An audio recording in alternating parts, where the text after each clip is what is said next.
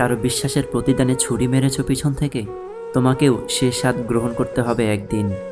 সময় গোনা শুরু করো আজ থেকে। দেখো ভাই, নামি দামি ব্র্যান্ডের জামা কাপড় পরলেই স্মার্ট হওয়া যায় না। স্মার্ট হতে প্রয়োজন ভালো ব্যবহার, সুন্দর একটা মন। অনর্গল কথা বলে সমস্যা সৃষ্টি করার থেকে চুপচাপ থাকাই শ্রেয়। জানেন তো, আজকের দিনে কেউই কষ্টের কথা জেনে ভরসার হাতটা বাড়িয়ে দেয় না। এটাই সব থেকে কষ্টের জায়গা। কেউ থাকে না ভাই, মানুষ কয়েকদিনের জন্য আসে, খুব ভালোবাসা দেখায়, তারপর চলে যায়। একটা মৃত মানুষকে ভুলতে আমাদের যতটা না সময় লাগে, তার চাইতে বেশি সময় লাগে জীবন্ত মানুষকে ভুলতে। সব অপরাধের ক্ষমা আছে, কিন্তু বিশ্বাসঘাতকতার কোনো ক্ষমা নেই। মাঝে মাঝে মন খারাপের কারণ কাউকে বোঝানো যায় না, শুধু ভিতরটা কুরে কুরে খাই। ভুল মানুষের কাছেই আমরা ছোট হই, সঠিক মানুষটা আমাদের মাথা পর্যন্ত নামাতে দেয় না। যারা তোমাকে ধরে নিয়েছে তুমি খারাপ, তাদেরকে প্রমাণ দেওয়ার দরকার নেই যে তুমি কেমন। যন্ত্রণা সহ্য করতে করতে মানুষ একটা সময় পাথর হয়ে যায়। কষ্টটা যতই বড় হোক, একটা সময় পরে আর আওয়াজ বের হয় না। প্রিয় মানুষগুলো যখন মন খুলে মনের কথা বলে, তখন সত্যি নিজেকে পৃথিবীর সবচেয়ে সুখী মানুষ মনে হয়। আমরা এমন একটা জেনারেশনে আছি যেখানে সম্পর্কের মূল্যায়ন নেই, আবেগ অনুভূতির দাম নেই, বিশ্বাসের মর্যাদা নেই, কথা দিয়ে কথা রাখার কোনো প্রচেষ্টা নেই, সব ঠুনকো। আমাদের জীবনে সবাই থাকার পরও, সব কিছু থাকার পরও দিন শেষে একটা নির্দিষ্ট মানুষের অভাব। আমরা কি ভীষণভাবে অনুভব করি, মনে হয় কেউ আমাদের সাথে না থাকুক, অন্তত আমাদের পাশে সে থাকুক। দূর থেকেই খোঁজ নেক, যত্ন করুক, আগলে রাখুক।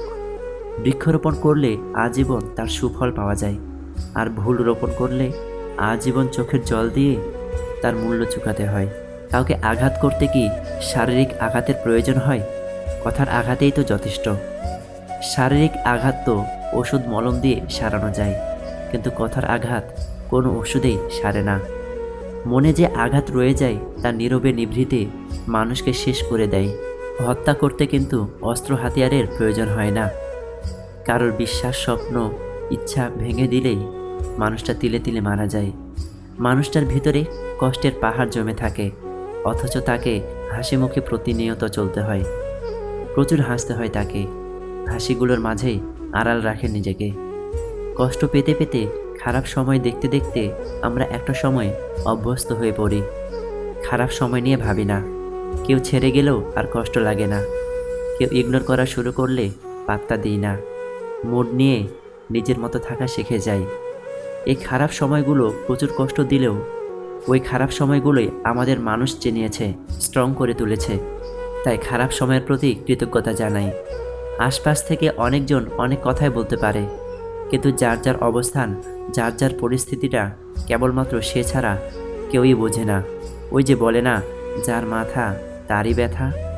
কেউ ইচ্ছে করেই থমকে যায় না, একঘেয়ে হয়ে থাকতে চায় না, সে নিজেও মুড অন করতে চায়। সব ভুলে আবার হাসি খুশি হয়ে উঠতে চায় আগের মতো, কিন্তু নিজের সাথে, মনের সাথে লড়াই করে পেরে ওঠে না। শত চেষ্টার পরও কোনো এক অদৃশ্য শৃঙ্খল পায়ে বেরির মতো আটকে গিয়ে সামনে এগোতে দেয় না। ভেঙে যাওয়া মানুষগুলোকে বক্তৃতা দেবেন না দয়া করে, এতে করে তাদের ভেতরের হাহাকার দাবানলে রূপ নেয়। তারা আরও গভীরভাবে আহত হয় ভেতরে ভেতরে, নিজেকে আরও গুটিয়ে নিতে থাকে সবার কাছ থেকে। সুযোগ হলে তাদের পাশে বসে তাদের কথাগুলোকে মনোযোগ দিয়ে শুনুন, এতে করে কিছুটা হলেও হালকা বোধ করবে।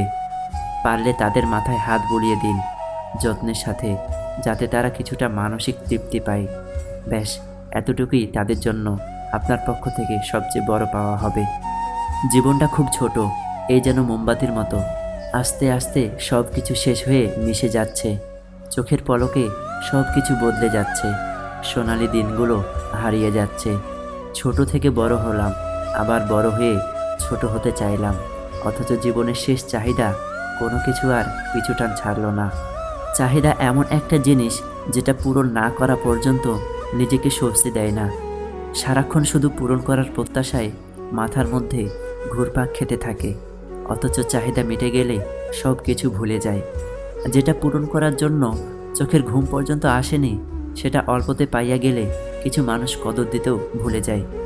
একটা জিনিস খেয়াল করলে দেখবেন, যারা অল্পতে বিশাল কিছু পেয়ে যায় তারা সেটার মূল্য বোঝে না। মূল্য তো তখনই বোঝে যখন হারিয়ে বসে পড়ে। হারিয়ে ফেলার পর বোঝার যেমন কোনো মূল্য নেই, তেমনি থাকতে অবহেলা করাতে কোনো মানে নেই।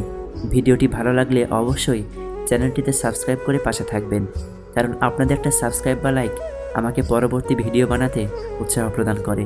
ধন্যবাদ সবাইকে। আসসালামু আলাইকুম ওয়া রাহমাতুল্লাহ।